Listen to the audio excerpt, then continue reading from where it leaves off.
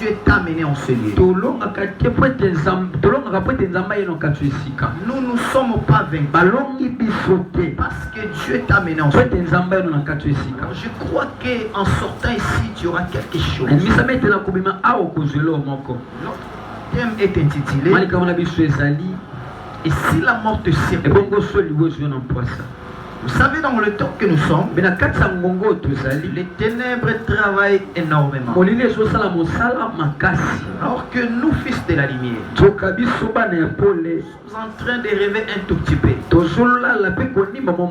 Réveille ton esprit. N'est pas l'heure de dormir. C'est l'heure de travailler. C'est l'heure de crier plus fort. D'annoncer la bonne nouvelle. De dire à l'humanité, Jésus revient bientôt. Alléluia. Amen. Est-ce que quelqu'un me comprend? Alors je vais essayer un peu d'avancer. Mais avant d'avancer, je vais toucher un peu ce qu'on avait parlé hier. On parlait de réveil spirituel.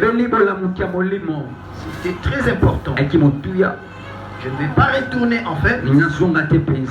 Je vais réveiller encore ta mémoire ce soir. Comprenez que le temps n'est pas perdre. La mort ne te donnera pas du temps. Un pas vers la vie est égal moins un vers la mort.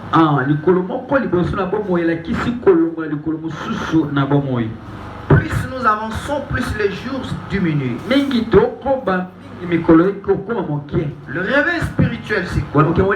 C'est la prise de conscience. Quand est-ce qu'on peut prendre conscience? Lorsqu'on se souvient de la parole de Dieu. Beaucoup des enfants de Dieu, ils oublient le temps que nous sommes. Certes, nous sommes dans une période difficile. Mais laissez-moi vous dire, la parole de la prophétie nous avait déjà prévenu. Le problème, c'est quoi? Les gens ne supportent pas la sainte doctrine. Alors la sainte doctrine, c'est quoi? C'est l'amour qu'on doit porter envers son frère. Ce n'est pas le nombre de versets bibliques que j'ai dans ma tête. J'ai toujours dit une chose. Je ne connais pas la Bible, mais je connais Jésus. Parce que la Bible parle de Jésus. Est-ce que je parle à quelqu'un? Alors le temps sur qui nous sommes, c'est le temps où le cœur doit travailler. On doit travailler le cœur de l'église. On travaille le cœur de l'église dans ces deux choses. Savoir supporter la persécution. Et à savoir persévérer dans la foi.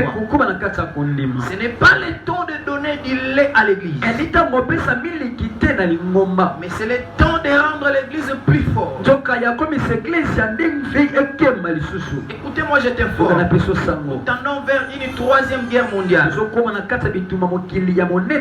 Qu'est-ce que la Bible dit?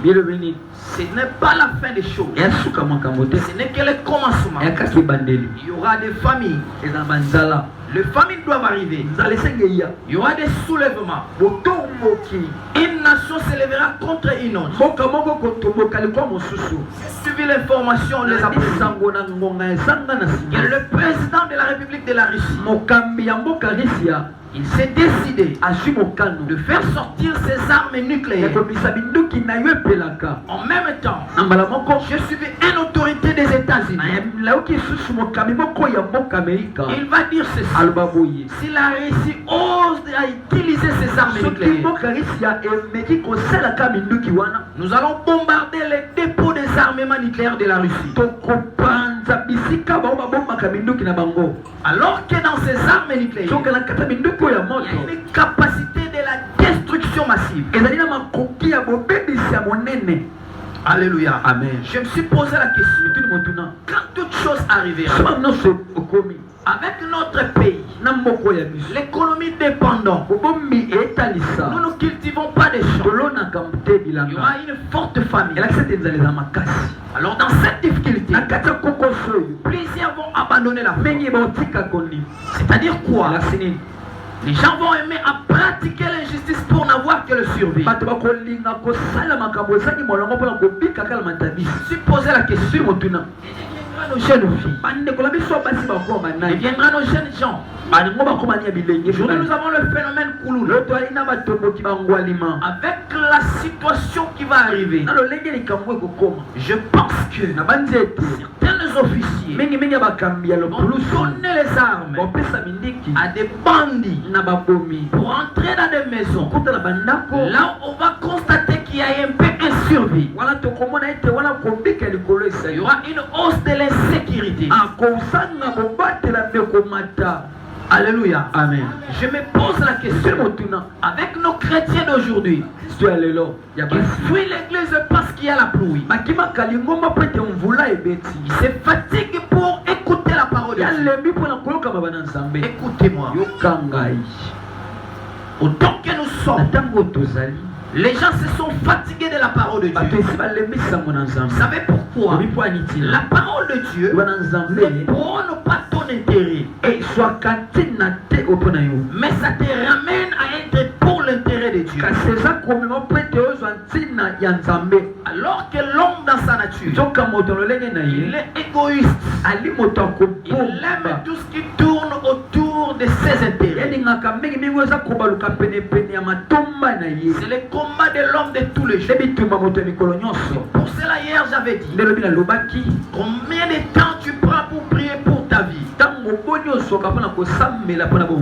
me dira que moi je prie pour ma vie. Mais c'est quoi la vie? C'est ta relation permanente avec Dieu. Combien de temps as-tu pris pour prier pour ta vie? Il y a encore d'autres péchés qui te plongent dans la tristesse. Il y a encore d'autres péchés qui te retiennent. Et il y a des péchés que tu ignores. Mais qu'est-ce que dit la Bible? Dépouillons-nous de tous les œuvres du diable. Je vais te faire réfléchir. Il y a des fardeaux que tu peux déposer toi-même. Il y a des fardeaux que les autres peuvent te faire déposer. Les mamans qui puisent de l'eau le savent bien. Il y a des charges que tu peux toi-même enlever de la tête et le mettre par terre. Mais il y a des charges que tu appelles ton ami pour qu'il te décharge.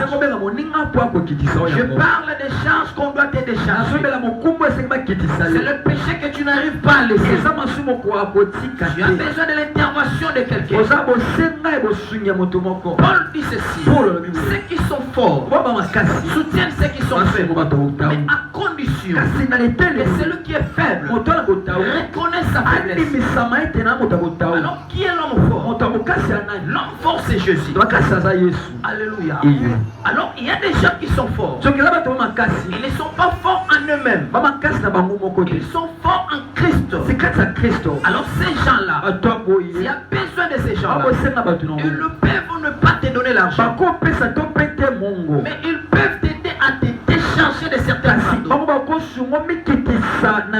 Réveille ton esprit. C'est l'heure de chercher quelqu'un pour qu'il te décharge. Ne cherche pas quelqu'un qui va te charger, mais cherche celui qui peut te décharger. Lorsqu'on se réveille spirituellement, on va se souvenir de la parole de Dieu par rapport au temps sur qui nous le sommes. Nous sommes dans une période très complexe. On doit changer notre façon de vivre. J'étais en train de parler avec un homme de Dieu. Je lui ai dit ceci: il y a quelque chose qui se passe dans ces temps. On croit que les gens ont les ailes de servir Dieu. C'est faux. Alléluia. Amen. Servir Dieu, ce n'est pas prêcher. Servir Dieu, c'est donner la solution à ceux qui sont auprès de toi. Cela